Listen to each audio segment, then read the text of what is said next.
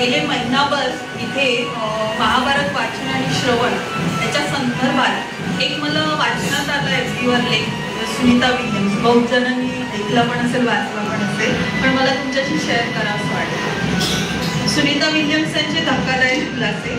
अंतराळात 9 महिने घालवल्यानंतर सुनीता विल्यम्स यांनी पत्रकारांशी जे वक्तव्य केले ते जगभरात चर्चेचा विषय ठरत आहे. आजही आपल्या आसपास असे अनेक जण आहेत, पुढे सोडतात की रामायण महाभारत या काल्पनिक कथा आहेत, तर त्यांच्यासाठी योग्य चपराक आहे असं मला वाटतं. चला तर बघू ह्या काय म्हणताय सुनीता विल्यम्स.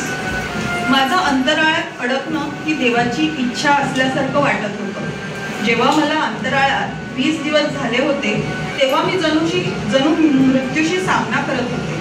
अन्न पाण्याचा साठा कमी होत चालल्यावर मला असं वाटलं की आता पुढे कसं जगायचं. त्याचवेळी मला सनातन धर्मातील चैत्र नवरात्रीच्या उपवासाची आठवण झाली. त्या दिवसापासून संध्याकाळी थोडंसं अन्न आणि थोडं पाणी मी घेऊ लागले. 1 महिना गेला आणि मी निरोगी आनंदी वाटत होते. मला वाटू लागलं की मी आता काही काळ अजून तग धरू शकते. मृत्यूची वाट पाहत असताना मी संगणक उघडला आणि विचार केला की थोडं बायबल वाचावं. पण मी अनेक वेळा हे वाचन केलं होतं, त्यामुळे एका पानानंतर मला कंटाळा येऊ लागला. मला पुढे इच्छा झाली की रामायण आणि भगवद्गीता वाचावं. मी त्याच दिवशी इंग्रजी भाषांतर डाउनलोड केलं आणि वाचायला सुरुवात केली. 10-15 पानी वाचून झाल्यावर मी थक्क झाले. त्यातील ऋणविज्ञान, खोल समुद्र, आकाश याबद्दलचं वर्णन अद्भुत होतं आणि वाटलं की हे जगाला सांगितलं पाहिजे. अंतराळातून पाहिलं तर सूर्य चिखलाच्या तळ्यात बसल्यासारखा दिसतो. कधी तर मला वरून आवाज येत होते, जणू काही मंत्रोच्चार चालू आहे आणि वाटलं की संस्कृत आणि हिंदी या भाषेत असावे. माझा सहप्रवासी बॅरी विल्मोर म्हणाला, मी हे सगळं रोज रामायण भगवद्गीता वाचते, त्यामुळे तुला हे असं वाटत असावं. पण ती एक अद्भुत अनुभूती होती आणि मी लगेच एलन मस्कला फोन करून सांगितलं. आता तुम्ही थक्क व्हाल. काही दिवस आम्ही इतके घाबरलो होतो कारण आमच्या अंतराळ स्थानकाच्या दिशेने प्रचंड उल्का धडधडत येत होत्या. आमच्याकडे काही उपाय नव्हता, पण आम्ही देवाची प्रार्थना मात्र केली. एका चमत्कारिक प्रकारे लहान गोलाकार प्रकाशकण खाली उतरले आणि उल्कांचा नाश केला. आम्ही ते पाहिलं तेव्हा असं वाटलं की जणू आम्ही त्यांच्यावर तारे फेकलो. हे आमच्यासाठी आश्चर्यकारक तर होतच. नासाने या घटनेवर अधिक संशोधन करण्याचे आश्वासन दिले आहे. 8 महिन्यात मी संपूर्ण रामायण आणि भगवद्गीता वाचली. मला जाणवू लागलं की मी आता पृथ्वीवर बसू शकतो. माझ्यात एक विलक्षण आत्मविश्वास निर्माण झाला.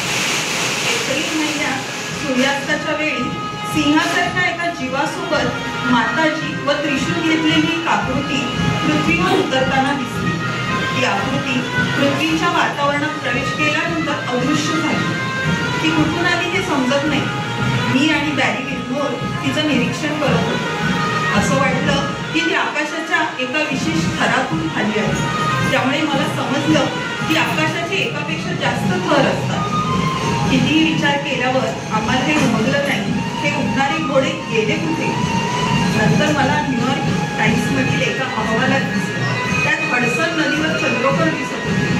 2 मार्चपासून सनातनी उपवास सुरू झाल्याची बातमी होती. त्यानंतर नांगलमध्ये हे निरीक्षण सुरू होतं.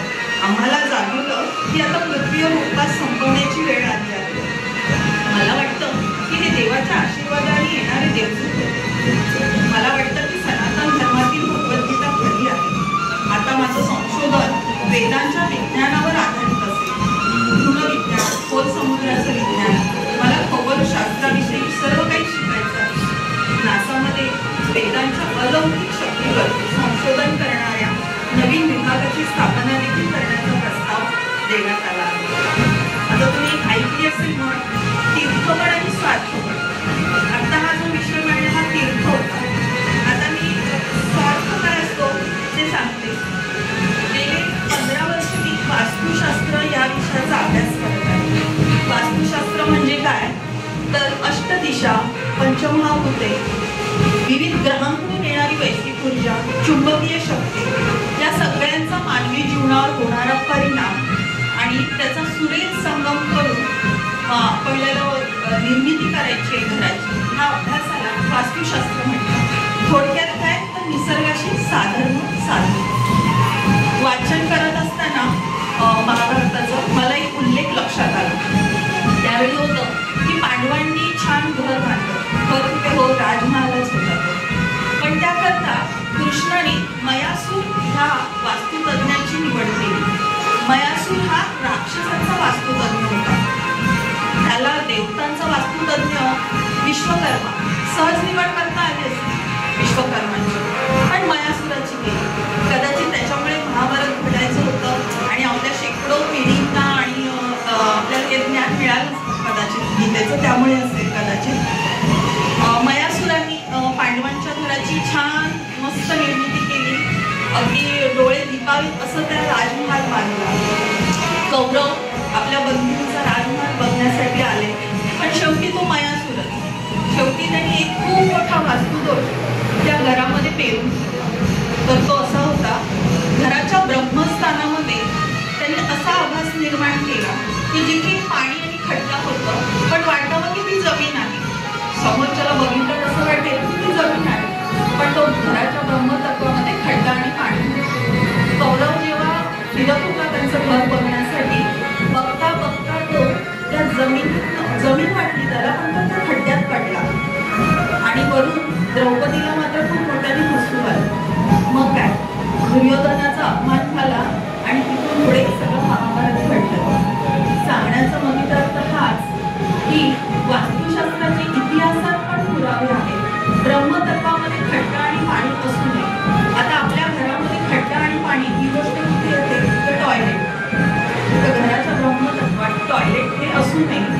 आता तुम्हाला इथून पुढे कोण घर घेत असेल, आपलं नातेवाईक आपण इथून भविष्यात घर घेऊ, तर ही गोष्ट थोडीशी टाळावी, कारण त्यांनी हा दोष निर्माण केल्यामुळे त्याचा वंश कुलाचा पूर्ण नाश झाला.